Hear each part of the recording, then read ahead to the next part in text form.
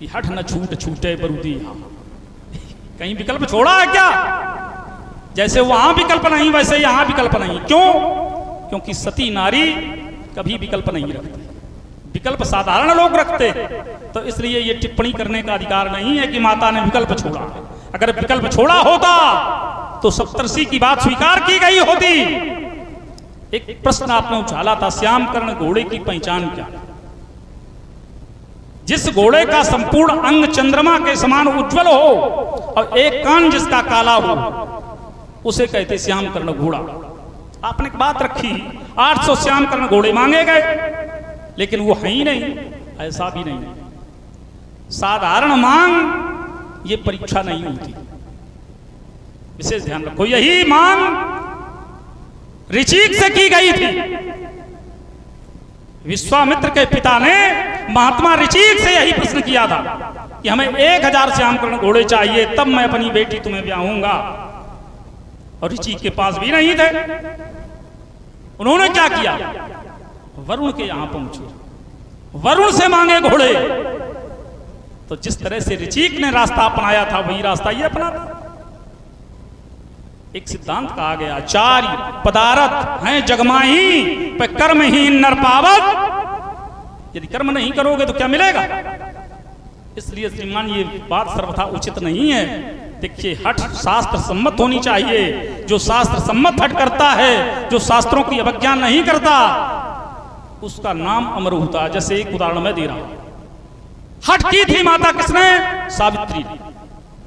माता सावित्री ने जिस वर को चुना, नारद ने बताया वो अल्पायु है, तो उनके पिता ने समझाया कि बेटी तुम अपना निर्णय बदल सकती हो। लेकिन माता सावित्री ने कहा ना, आर्य कन्या का ये धर्म है, एक बार जिसे मन से चुन लिया गया हो बस उसका वही पति होता है। अब पति बदलने का ये शास्त्र परंपरा नहीं है, इसलिए मैंने जिसे चुना है भले ही अल्पायु हो, मैं उसे पति स्वीकार करती हूं। और हठ पूर्वक उन्होंने सत्यवान का वर्ण किया। और यहां तक नहीं, अपने पति के प्राणों को बचाने के लिए यमराज तक से लड़ी। लिखा गया शास्त्रों में, मनीषियों ने लिखा, हो सावित्री सी सती अपने पथ की ढाल, तो मानो की तो बात क्या घुटने टेके काल। उस मृत्यु के देवता को झुका दिया सावित्री ने। ये सिद्ध कर दिया, नारी अपने पर आ जाए तो कुछ भी संभव कर सकती है। तो जब हठ शास्त्र सम्मत होगी, हठ गुरु सम्मत होगी, तो उसमें कभी संकट नहीं होगा। जैसे माता सावित्री का नाम हुआ, इसी तरह से अगर कोई हठ शास्त्र सम्मत हो, गुरु सम्मत हो, फिर संकट हो, तो टिप्पणी करने का अधिकार है। देखिए, फिर पुनः आप लोग विचार करिए, बोले यदि गुरु के सहमत से कोई संकट हुआ हो तो बताइए। अब देखिए, मैं एक फिर घटनाक्रम से जोड़ रहा हूं। एक विंध्याचल नाम का पर्वत हुआ, जो कि संसार में सबसे ऊंचा हो गया। जब उसने तपस्या की तो संसार का सबसे ऊंचा जब पर्वत हो गया, तो दक्षिण भाग में सूर्य का प्रकाश नहीं आ रहा है। तो कहा गया कि अब इसका निराकरण क्या होना चाहिए? तो विंध्याचल के गुरु हैं अगस्त। तो अगस्त ने कहा कि वो हमारा शिष्य है, मैं ये निराकरण करूंगा। अगस्त जब विंध्याचल के पास गए तो अगस्त ने कहा कि तुम झुक जाओ, हमें उस पार जाना है। तो विंध्याचल ने कहा कि आप हमारे गुरु हैं, मैं आपके आदेश का पालन तत्काल करूंगा। लेकिन अब गुरु के द्वारा क्या कहा गया? समस्या तो केवल यही है कि वहां भी गुरु के द्वारा अनुचित कार्य किया गया, और यहां भी देखिए गुरु के द्वारा अनुचित कार्य किया जा रहा है। तुम गुरु के सहमत में हो, तुम गुरु के पक्ष में हो।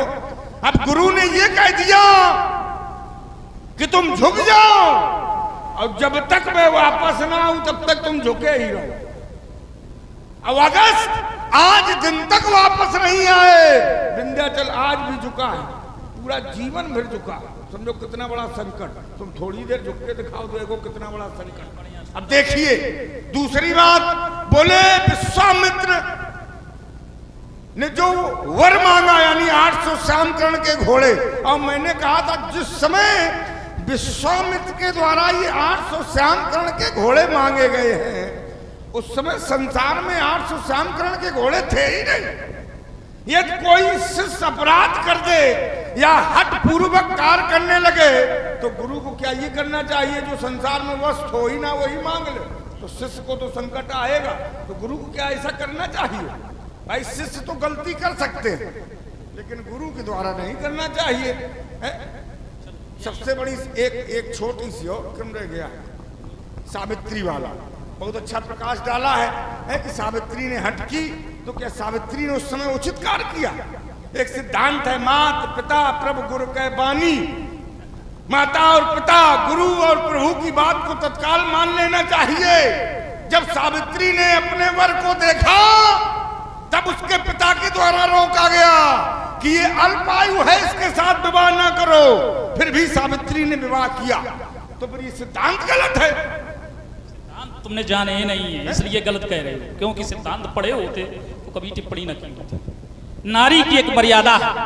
नारी जब तक पिता के ग्रह में होती है तब तक पिता के अनुकूल चलती है, पति के घर में पहुंच जाती पति के अनुकूल चलती है, और जब पिता पति दोनों न हो तो फिर बच्चों के अनुकूल चलना पड़ता है। यह है नारी की मर्यादा। तो जिस समय सावित्री ने अपने पति को चुन लिया, तब बताओ पिता की माने कि पति की माने?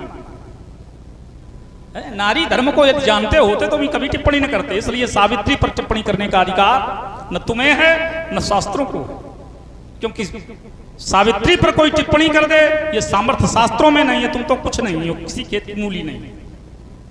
हाँ, सावित्री जैसा उज्जवल चरित्र किसी का नहीं है। आपने बड़ा अच्छा प्रश्न रखा, बोले साहब जब श्यामकर्ण घोड़े आई नहीं मांगे क्यों गए? यही प्रश्न यदि तुम यहां लागू कर रहे तो भगवान शंकर से फिर लागू करते। असंभव बात मांगी क्यों गई? भगवान परशुराम से शेष मणि मांगी गई, और आप सब लोग जानते हैं क्या सर्प जीवित रहते अपनी मणि देता है? क्योंकि मणि में उसके प्राण होते हैं। और शेष कोई साधारण नहीं, शेष कौन है? अनंत भगवान। क्या उनकी मणि प्राप्त की जा सकती है या कर पाया कोई आज तक? विश्व में कोई एक उदाहरण बता देना। यही विचित्रता है। गुरु जब परीक्षा लेता है तो संभव प्रश्न नहीं देता, असंभव प्रश्न देता है। असंभव को जो हल कर दे वही योग्यता है। तो महात्मा परशुराम भी हल नहीं कर पाए, महर्षि गालो भी हल नहीं कर पाए, और आरोप गुरु पर। इसलिए श्रीमान जी आरोप प्रत्यारोप लगाना बंद करो। आपने एक बड़ा अच्छा प्रश्न रखा, विंध्याचल अपने गुरु की बात मानता? अब केवल एक प्रश्न का उत्तर कर देना। विंध्याचल ने अपनी ऊंचाई बढ़ाई, क्या उसमें गुरु की आज्ञा थी? विचार करो। विंध्याचल को घटाया गुरु ने और बढ़ाया उसके अहंकार ने। ध्यान रखो, संस्कार से संसार जीता जाता है और अहंकार से जीता हुआ भी हार जाता है। ये स्थिति है। संस्कार से लोग संसार जीत सकते हैं और जीता हुआ संसार अहंकार से हार सकते हैं। तो जिसकी तुम चर्चा कर रहे हो वो बढ़ा कहां से? अहंकार से। कैसे? जिस समय माता पार्वती का विवाह हो रहा था तो पर्वतों को निमंत्रित किया था हिमांचल, और मेरु पर्वत का जो आसन था उस पर बैठ गया विंध्याचल। और जिस समय मेरु पर्वत पधारे तो उन्होंने बहुत साधारण शब्दों में निवेदन किया कि ये मेरा आसन है, इसे छोड़ना होगा, आप अपना आसन ग्रहण करें। यह बात उसे अपमानजनक लगी कि मुझे आसन से उठाया गया। विचार करो, किसी की अनाधिकार चेष्टा किसी के आसन पर बैठना क्या उचित है? बिना उसकी आज्ञा के और साधारण शब्दों में निवेदन किया गया था कि मेरा आसन है, इसे आप छोड़ दीजिए, अपना आसन ग्रहण कीजिए। ये बात विंध्याचल को अच्छी नहीं लगी।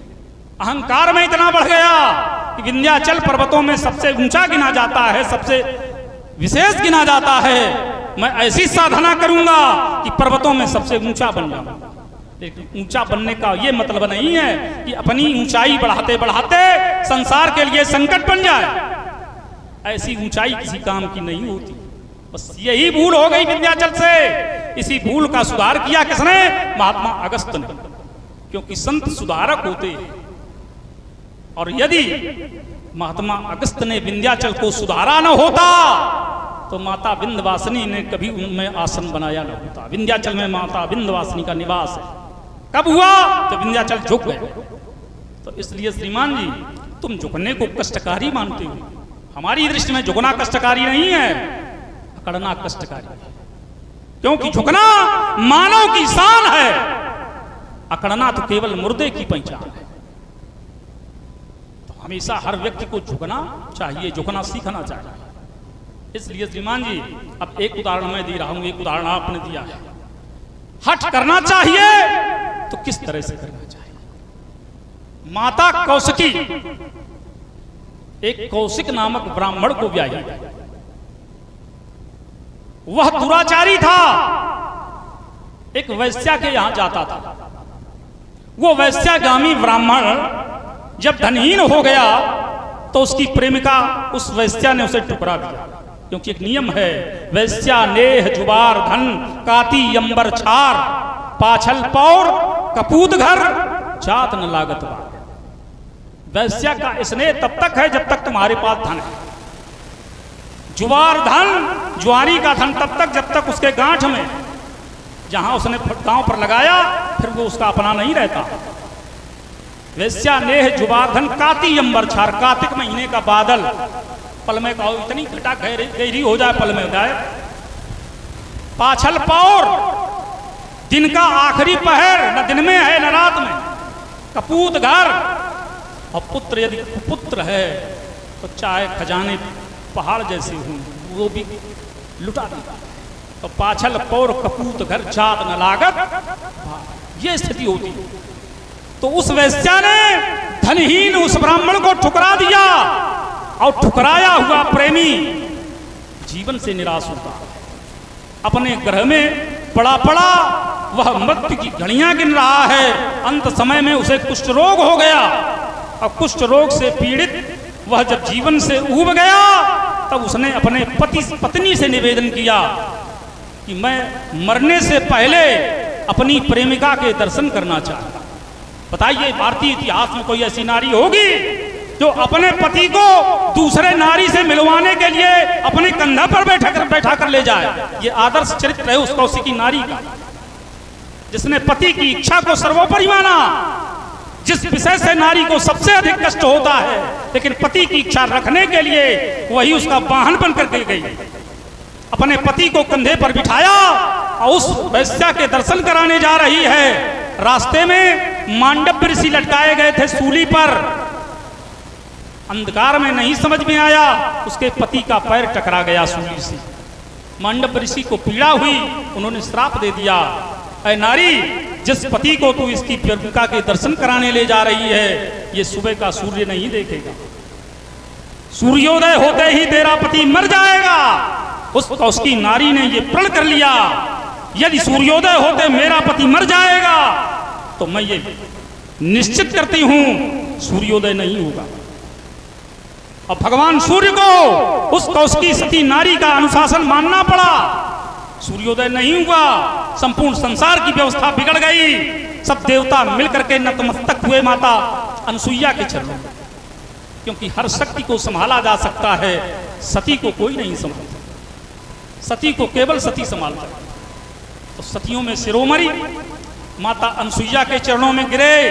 माता अनसुईया ने समझाया कि तुम चिंता मत करो, यदि सूर्योदय होते तेरा पति मर जाएगा, मैं जीवित करूंगा, ये मेरी व्यवस्था। तब उसने अपना अनुशासन हटाया। सूर्योदय होते ही उसका पति मर गया, लेकिन माता अनसुईया ने अपने सतीत्व के बल से उसके पति को सुंदर बना दिया, निरोगी बना दिया, दीर्घायु बना दिया। और सबसे बड़ी व्यवस्था, वो दुष्चरित्र था, सच्चरित्र बन गया। ये है सती नारी की हट। जब नारी शास्त्र सम्मत हट करती है तो बड़े बड़े इतिहास बदल देती है।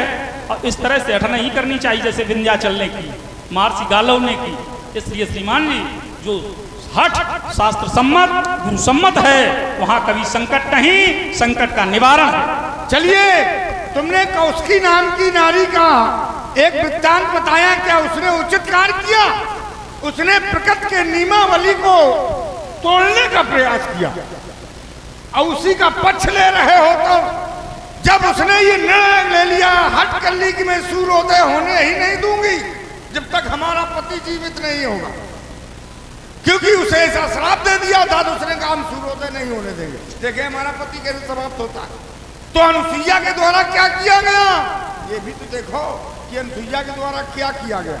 अनुसुईया के द्वारा समझौता करवाया गया, समझौता करवाया जा रहा है कि तुम सूर्य निकलने दो, हम तुम्हारे पति को समाप्त नहीं होने देंगे। क्या इसी तरीके से जब सतव्रत यानी त्रिशंकु ने हट की, क्या उसके साथ समझौता नहीं किया जा सकता था? क्या जब विंध्याचल ने ऊंचा होने का वरदान प्राप्त किया, क्या तब उसके साथ समझौता नहीं किया जा सकता? एक क्षण ठहरो, देखो यही हम बता ना, ये उदाहरण एक भी उचित नहीं है। समझौता उससे किया जाता जिसमें मानवता। हाँ। ये जो उदाहरण दे रहे हैं, क्या ये मानवतावादी है? ना, उदाहरण ऐसा ही रखो जैसे हमने रखा कौशिकी का, ऐसा ही किसी नारी का उदाहरण रखो जिसने अपने पति के धर्म को बचाने के लिए खुद अपना त्याग कर दिया हो। देखिए ऐसा सुनेंगे, इनकी नहीं सुनेंगे, इसलिए चलो, क्योंकि त्रिशंकु था गुरु विरोधी, तुम वहीं पर चल रहे हैं, शास्त्र विरोधी। ऐसे व्यक्ति से कभी समझौता नहीं होता। तुम कह रहे नारी बताओ, देखो एक मैं नारी भी बता रहा हूँ, ऐसे थोड़ा तुमको छोड़ देंगे। एक जरत्कार नाम का राजा हुआ जो कि संत हो गया, और जब उसको ये ज्ञात करवाया गया कि ये तुमने विवाह ना किया तो तुम्हारे पुरखों का तर्पण नहीं होगा, यानी पुरखे तुम्हारे मोक्ष नहीं प्राप्त करेंगे, और तुम सन्यासी बनने जा रहे हो, तुम सन्यासी बन गए और तुम कहते हो हम विवाह नहीं करेंगे। तो जरत्कार ने विचार किया कि मैं विवाह तो कर लूंगा, लेकिन हमारी 3 शर्तें हैं। कौन कौन सी? कि मेरा जिसके साथ विवाह हो उसका भी नाम जरत्कार हो, मैं उसके बच्चों का भरण पोषण नहीं करूंगा। तीसरा, यानी यदि हम आराम कर रहे हैं, निद्रावस्था में है, और यदि हमारी निद्रा किसी ने भंग कर दी तो मैं उसका परित्याग कर दूंगा। स्थिति वैसी ही बनाई गई। जरत्कार नाम की कन्या से उसका विवाह किया गया, और जब विवाह हो गया तो एक दिन जरत्कार संध्या में निद्रा में मग्न थे और संध्या वंदन का समय हो गया था। तो जरत्कार उस नारी ने सोचा कि यदि हमारे ये पति संध्या वंदन से चूक गए तो इनको पाप पड़ेगा, क्योंकि ये सन्यासी है, पूजा पाठ करने वाले हैं, और यदि हमने इनकी निद्रा को भंग किया तो ये हमको त्याग देंगे, क्योंकि इन्होंने ये सत रखी है। लेकिन उस नारी के द्वारा अपने को त्यागा समझ लिया, उसने जगा दिया तुम्हारा धर्म ना समाप्त हो, क्योंकि तुम पूजा पाठ करते हो, है तो तुम पूजा पाठ करो, संध्या वंदन करो, अब हम अपने आप को त्यागना उचित समझ लेंगे। इसलिए ये पढ़ा और कहीं पढ़ाओ। अब मैं एक भी बात सुनने वाले नहीं, क्योंकि मैं शंकर का परम भक्त, अब एक भी नहीं, क्योंकि ऐसा हो चुका संकेत। मैं शंकर का परम भक्त हो सकता कभी हताश रही, ये औरत बना जो भी मेरा, हिलेस्का दूसरी सांस रही, ये किस मैया ने जन्मा ना हर मुझसे टकराने वाला, मैं संघनी का जाया, ये मुधेर फान करने वाला, ये गिरजा दे सिंह पर चढ़ी भवानी, धन के सीतने भी जापचे फटवानी, ये रखा नहीं विश्व में मैंने, ये आप उठाने वाला, किस मैया ने जन्माना हर मुझसे ठकराने वाला। बड़ी अच्छी बात, केवल एक संकेत कर रहा हूं। नारी धर्म पतिदेव न दूजा, नारी के लिए कोई दूसरा धर्म है? अब आपने जो उदाहरण दिया उसका तो केवल धर्म जा रहा था और उसका तो पति ही जा रहा था। विचार करो, मानता किसमें है? दूसरी बात, जरत्कारु का पति व्यभिचारी नहीं था, ध्यान रखो, त्याग किसका बड़ा है? उसको उसकी नाम की नारी का पति व्यभिचारी था। ये किसी नारी को स्वीकार नहीं होता कि उसके रहते उसका पति दूसरी नारी पर आसक्त हो। और फिर भी ना अपने पति की इच्छा पर निर्भर रहे, इससे बड़ा कोई उदाहरण नहीं मिल सकता। इसलिए नारी का जो धर्म था उसने पूरा किया। और रही बात तुम शंकर के भक्त हो तो क्या करो, ये विश्व रुक जाएगा, न पाएगा ठिकाना कहीं, बिंदु गिर फूटेगा, सुमेर टूट जाएगा। ये शेष की प्रचंड ये फुफकार धधकेगी जब, तो रक्त बलिपुत्र बूंद बूंद पी जावेगा। केवल गुरु बंधुता का करता हूं ख्याल, वरना राक्षसेंद्र रावण का ये सौभाग्य रूठ जावेगा। रह सन्मुख लड़ेगा ये बलिपुत्र सीना ताल, तो सारी सौर शक्ति का यह दिवाला फूट जाएगा। पहचानो इन प्रबल भुजाओं को, मैं वो भीषण ज्वाला हूँ, ये नंद दूं और पकड़ा दूं बर्फ सड़ाओं को। ये अपने पांव की वर्षा से ये चटके चट्टान टूटे पहाड़, ये मही डोल उठे, ये थर्राओं से आज सोलो चढ़ने की दहाड़, ये त्रिलोचन विश्वनाथ सोए सुतंकर जाग उठे, लंकेश हिमालय पर चढ़कर इधर नादू दसों दिशाओं को, ये पहचानो प्रबल भुजाओं को। पौरत के पौरुषों सावधान, सबसे की शान भुला दूंगा। रनिवासों के सोने वाले रावण, रण करना आज सिखा दूंगा। रात पाड़ों की भीषण बौछारों से अंबर में आग लगा दूंगा। ये 10 भुजाएं 20 काट यमपुर तुमको पहुंचा दूंगा, और छीनूंगा सारे अस्त्र शस्त्र इस मिथिला से मार। ये मुझे न छेड़ो पाना सुर, युवान मेरा झेल सकोगे। अरे लड़न हम मर्दानों से, ये सिंहों तक अब खेल सकोगे। मैं महाकाल,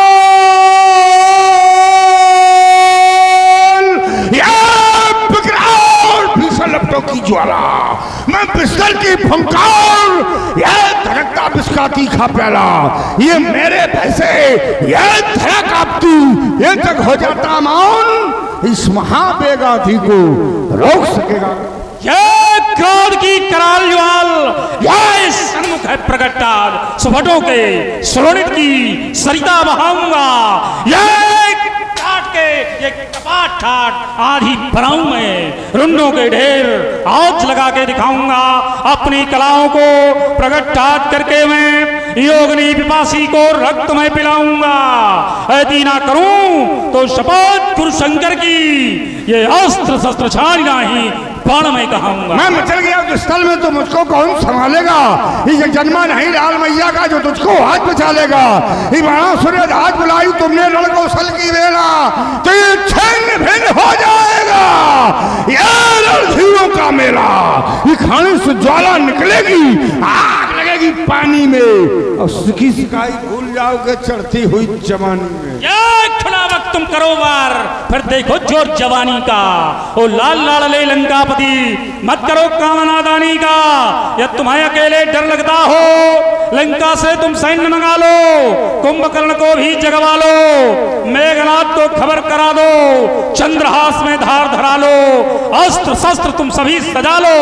फिर मत कहना खबर नहीं थी, बलिनंदन को सबर नहीं थी, और रोए मरेगी मात के कसी। हाय हाय बस करे बेबसी, कर्ण सगा को तेरा बेटा है बलिनंदन बलशाली का, अब मर गए हमारे हाथों से तो क्या होगा घरवाली का। तुम संगीत साधना के साधक तलवार चलाना क्या जानो, ये करबन पखावत बाजे की लड़की के बिदिया पर छानो। ये रबर पौरुष हार जहां ये प्राणों का सौदा होता है, ये बड़े बड़े वीरों का ये वीरत्व जहां पर रोता है, ये गाते भैरव गीत जहां ये मचलती छलछल जवानी, अब बाण तभी पर खा जाता किसमें कितना। ज्ञानी होकर समझ न पाए वो भी कैसा ज्ञानी है। आज पता चल जाएगा कि समय कितना पानी है। पानी तो केवल होता है पानी धार ही पीरों में। आज देख लेना तुम पानी बाणासुर के तीरों में, कितना पानी संहार में इसकी अमर कहानी है। जितने देव दैत्य नर नाहर उन सबकी मत चकरानी है, क्योंकि मुझसे लड़कर जीत न पाए जो बड़े बड़े मर्दाने हैं, और बांटूंगा मोहन भोग नहीं लोहे के चने चबाने। मेरा रथ रोकेगा कौन, मेरा पथ रोकेगा कौन, मेरे रथ को रोक सके ना ये कर, ये तूफान, ये पवंडर, मेरी क्रोध ज्वाल को बुझा सके ना जग के साथ समंदर। और कब भरता है अंधकार इन अंबर के तारों से, तुम का लड़ना भिड़ना जानो बलछी और कटारों से, हमें तुम्हें को दिखे विक्रम बाण। वक्त ही नूर को बेनूर कर देता है, समय सबसे बड़ा होता है, पुरुष बली नहीं होत है समय होत बलवान।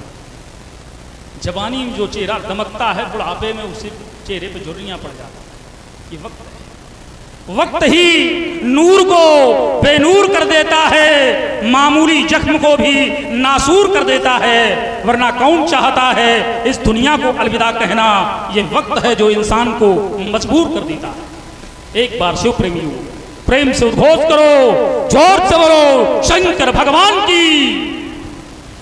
मैं किस कार हेतु यहाँ पर आया था, बाणासुर की वार्तालाप पे अपना समय नष्ट कर दिया। मैं यहाँ पर आया था कि ताड़का को मारने वाला भीम नहार इस मिथिला की ओर आया है, सुबाहु को जलाने वाला इस मिथिला की ओर आया है। यहाँ के सेब को उस तक हमारी सूचना पहुँचा देना, क्योंकि वो यहाँ पर दिखाई नहीं दे रहा है। हमारी सूचना पहुँचा देना कि उसका और हमारा मिलन अब सीधे रणभूमि में होगा। तो एक बार सभी लोग प्रेम से बोले, क्योंकि रावण बाण महाभट भारे, जब एक बराबरी का योद्धा सामने ना हो तो फिर दूसरे को रहना नहीं चाहिए। तो सभी लोग प्रेम से बोले, बोलो भगवान शंकर की।